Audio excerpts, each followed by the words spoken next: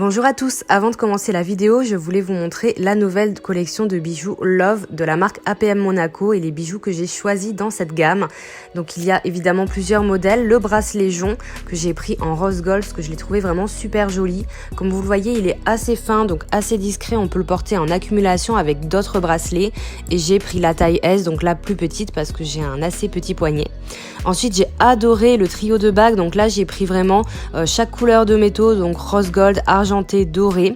Et en fait cette collection consiste à ce qu'il y ait marqué love, donc amour en braille sur les bijoux. Donc en fait au niveau des strass c'est une inscription en braille pour symboliser l'amour. Et pareil sur ces jolies boucles d'oreilles, j'adore les mini créoles. Moi j'ai que 2 trous aux oreilles, mais sur des accumulations c'est encore plus joli, donc je les ai trop aimés. J'ai pris également doré et rose gold pour pouvoir varier. Et je trouve que c'est hyper élégant ce type de petites boucles d'oreilles. Donc j'ai adoré, en plus elles sont très confortables et on peut les garder, voilà, les bijoux tiennent très bien chez APM.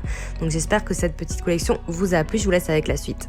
Bonjour à tous, j'espère que vous allez bien. On se retrouve aujourd'hui pour une nouvelle vidéo afin de faire un zoom sur 5 marques premium qui sont sympas, qui sont tendance, stylées et qui sont intéressantes à découvrir en termes de maroquinerie. Comme dans les 2 premières éditions d'ailleurs, que je vous invite à regarder si vous n'avez pas vu les vidéos. On va se concentrer sur 5 marques, je vais vous en parler un petit peu, vous présenter 2 coups de cœur, 2 de mes coups de cœur personnels dans chaque marque pour vous donner un peu un aperçu de ce qu'ils font en termes de sac à main. Et ensuite c'est à vous de jouer, si jamais vous avez envie d'aller un petit peu plus loin avec ces marques, allez sur leur site web, tout sera listé en barre d'infos, les découvrir et pourquoi pas faire des achats, on ne sait jamais. On va commencer tout de suite. C'est parti. Alors la première marque dont j'avais envie de vous parler, elle est assez connue, c'est la marque Nathan Nin qui a été créée en 2005. Donc c'est quand même une marque qui est présente sur le marché depuis pas mal de temps. C'est une marque assez connue je pense en termes de maroquinerie premium. Le franc succès de la marque leur a permis d'être distribuée dans des grands points de vente, notamment aux Galeries Lafayette. Le positionnement de cette marque par rapport à ses sacs, c'est de faire une recréation de sacs basiques et de les retransformer en quelque chose de tendance. Donc par exemple la basique besace, le sac besace qu'on va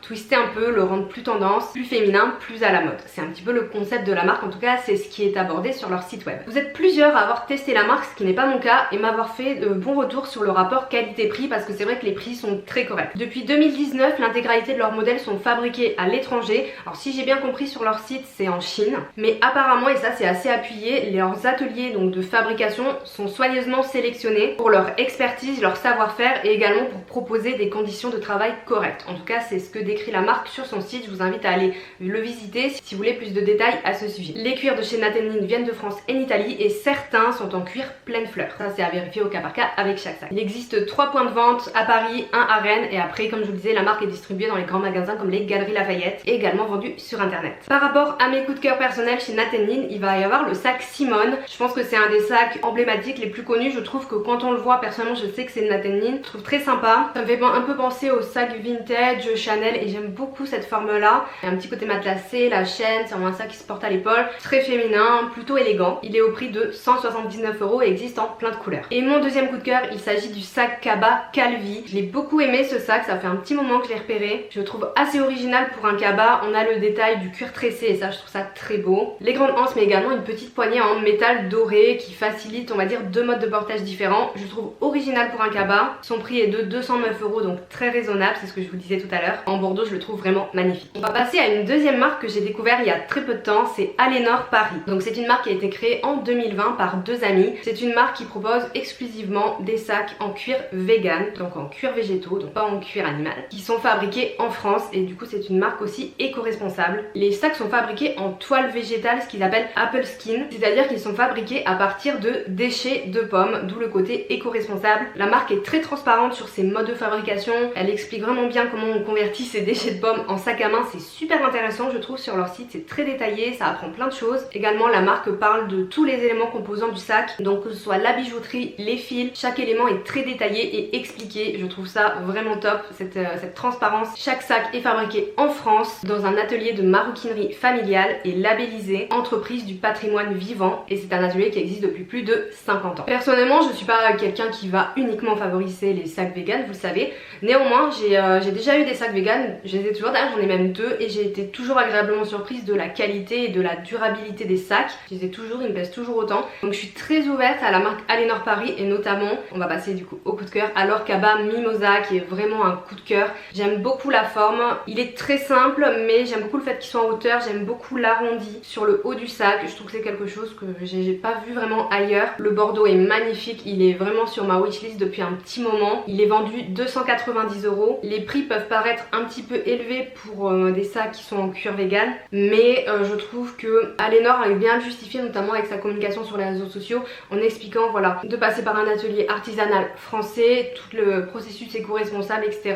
Donc moi personnellement ça me dérangerait pas d'investir un prix qui peut paraître un petit peu élevé pour quelque chose qui n'est pas du cuir, en entrant dans le fait que j'entre moi-même en achetant ce produit dans une démarche éco-responsable et que je facilite aussi des marques françaises qui fabriquent en France et qui entrent dans notre écosystème. Et pour le deuxième coup de cœur, ils n'ont de toute façon à ce jour que 2 références, mais c'est une toute jeune marque, le sac pas de crête que j'aime beaucoup, qui est vendu 340 €. J'aime beaucoup surtout le coloris nude, beige et tout. Je me dis que pour l'été ça pourrait être un joli petit sac, peut-être un peu petit pour moi au niveau du format, je sais pas. Il existe en plusieurs couleurs, j'aime bien le fait qu'il y ait des modèles qui soient bicolores ou tricolores, donc très sympa. Chez Alénor je trouve leurs 2 modèles sont très réussis et ils font aussi de la petite maroquinerie, des porte-monnaies, des porte-cartes, des petites trousses, beaucoup plus abordables et vraiment adorables. Troisième marque dont je voulais vous parler, il s'agit du Petit Cartel qui a été créé en 2015. Je pense que c'est peut-être une marque que vous connaissez si vous êtes notamment sur Instagram, on voit beaucoup cette marque passer. La particularité du Petit Cartel, c'est que c'est une marque qui est basée à Bali et qui est née entre la rencontre donc des 2 créateurs, donc Claire et Adrien, et des artisans locaux à Bali. L'histoire est assez sympa, je trouve que le Petit Cartel a la particularité de jouer beaucoup sur les matières. Ils vont proposer un modèle de sac dans différentes tailles et dans différentes matières, du cuir, du tweed, du tissu. Donc à chaque fois vous avez le choix non seulement des coloris pour certains, mais de matières différentes et je trouve ça hyper cool. Le petit logo de la marque est discret, mais malgré tout je trouve qu'on reconnaît assez bien leur sac. Moi quand je le vois sur quelqu'un sur les réseaux sociaux, d'un premier coup d'œil je sais que c'est un sac Le Petit Cartel, donc je trouve que la communication est très bien étudiée et ils ont une identité de marque qui est assez forte, en tout cas pour qu'on ait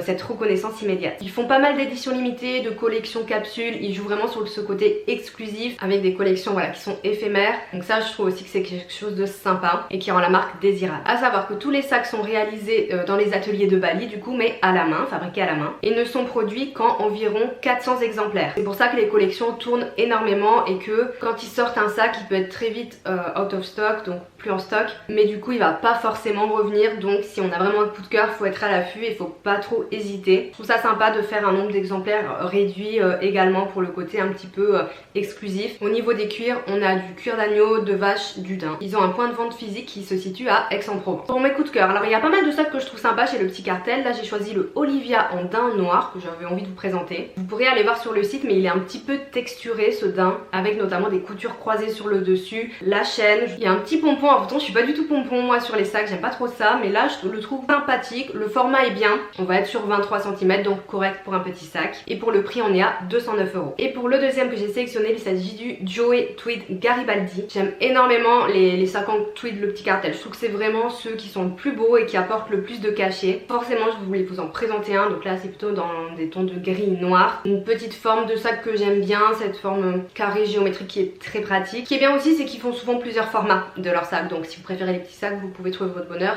ou si comme moi vous avez besoin d'un minimum de contenance vous pouvez aussi trouver quelque chose d'intéressant. On est sur 189 € pour ce sac là et il existe en une dizaine de couleurs, donc ça c'est parfait, je trouve ça très très bien. On continue avec la marque Astrée Paris qui a été créée en 2018, qui est une marque qui se définit comme maison de maroquinerie urbaine. Son logo parle de lui-même, la police forte, affirmée, très moderne, légèrement streetwear je trouve. Astrée est donc la créatrice de la marque, une personne qui a auparavant travaillé pour la maison Givenchy. Tous les modèles sont imaginés et conçus à Paris pour ensuite être fabriqués à Florence, donc en Italie. Dans le respect des techniques artisanales traditionnelles, ça aussi c'est très mis en avant sur le site de la marque, ce côté artisanat italien, et on sait que les Italiens font partie des meilleurs pour la fabrication des sacs à main. Très intéressant, la marque a dessiné et conçu son propre cuir épi qui est grainé et qui est du coup sa signature. C'est quelque chose, après je connais pas toutes les marques, je me suis pas renseignée sur tout, mais que pour l'instant je n'ai jamais vu ailleurs. Donc en fait Astrée Paris a son propre support cuir. Incroyable. Ça lui permet de se différencier. Et aussi une petite chose intéressante, la marque, donc Astrée, la créatrice est fan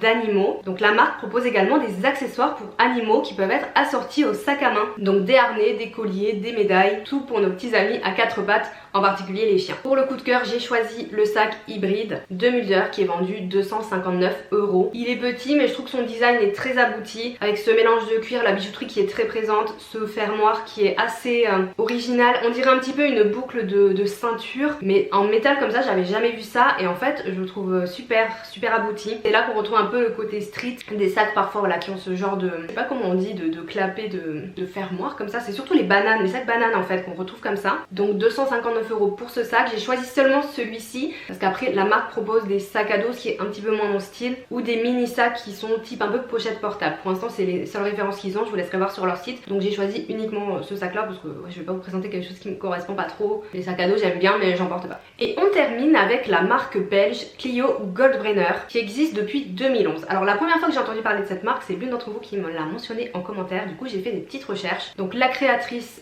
du même nom, donc Clio Goldbrenner, je l'appelle Clio comme c'était ma pote, pas du tout. C'est elle-même qui dessine et conçoit les pièces dans ses ateliers belges. On a des couleurs et des formes qui sont assez contemporaines je trouve sur ces sacs. C'est vraiment voulu de la part de la créatrice qui souhaite surprendre, imposer sa personnalité et proposer justement aux femmes des sacs qui ont du caractère, qu'elles puissent choisir leur sac favori selon leur propre caractère. Donc ça c'est ce que dégage la marque à travers ce modèle et c'est un petit peu son identité. Beaucoup de choix sur les sacs, formes, matières, coloris sont proposés pour chaque modèle. C'est une marque qui est quand même assez étendue, Clio Goldbrenner qui est très connue en Belgique. J'aime beaucoup tous leurs sacs qui sont bicolores, bimatières ou avec des teintes métalliques, dorées et argentées, il y en a pas mal. Au niveau de la fabrication, ça a un petit peu fait polémique de ce que j'ai vu en cherchant sur internet. À ce jour, il y a des sacs qui sont fabriqués en Espagne, au Portugal et d'autres également en Chine. Et il y a eu des petites polémiques par rapport à la transparence de la marque sur les pays de fabrication. Je vous laisserai aller voir ça, c'est intéressant. On est sur du cuir de vachette pleine fleur ou de la croûte de cuir selon les modèles. Il faut faire attention, je vous laisse regarder. Il y a un point de vente en Belgique. Au niveau de mes coups de cœur, j'ai choisi donc le Clio Girly classique métal qui est à 395 €. Au niveau de la gamme de prix, on est vraiment sur du premium quand même, je trouve. Comme je vous le disais, alors ça c'est vraiment mon style de sac, c'est un petit peu style sac de jour. J'adore le détail métallisé doré, c'est juste sur la tranche sur le côté, ça fait pas trop bling bling, mais c'est plus original qu'un sac 100% noir. Celui-ci je le trouve vraiment sympa, c'est vraiment un sac qui me correspond totalement. Donc si comme moi vous aimez bien cette forme, pourquoi pas envisager celui-ci. Et le deuxième sac c'est le Miletos embossé. Et le deuxième sac c'est le Miletos embossé Python. Donc là on est vraiment sur un sac très géométrique. Le cuir embossé Python, donc effet Python évidemment, c'est pas du vrai Python. La plaque, la chaîne dorée, très minimaliste. Là on est sur un prix qui commence à être élevé, 525 € pour ce sac là. Il est quand même assez grand, en fait il fait 23,5 cm de longueur. Assez grand alors que en général ce genre de sac c'est plutôt des petits sacs de soirée. Celui-ci fait quand même un petit peu habillé je trouve, mais on a quand même de la contenance, c'est pour ça que je voulais vous le montrer. Mais la marque propose beaucoup de modèles donc je vous invite à jeter un œil si vous le souhaitez. Et voilà pour cette nouvelle édition de 5 marques premium à connaître. J'espère que la vidéo vous a plu, que vous aurez fait des découvertes. Dites-moi si vous connaissez les 5 marques que j'ai citées. N'hésitez pas à aller voir comme je vous l'ai dit les 2 précédentes vidéos, voir si j'ai parlé d'autres marques que vous connaissez, et vous pouvez me faire des suggestions de marques si vous le souhaitez pour les vidéos à venir, sachant que comme vous le voyez j'essaie quand même de privilégier pour l'instant des marques un peu moins connues mais pas non plus du Marc Jacobs, du Michael Kors, du Lancaster etc. Peut-être que je le réserverai plutôt pour après. Là j'essaie de faire voilà, des marques intéressantes à découvrir que peut-être moi-même je connaissais pas, donc on verra comment je peux continuer cette série selon vos demandes. Vous pouvez liker la vidéo si elle vous a plu et puis pour m'encourager ça fait toujours plaisir, et pour ma part je vous souhaite une très bonne journée et je vous dis à bientôt. Ciao.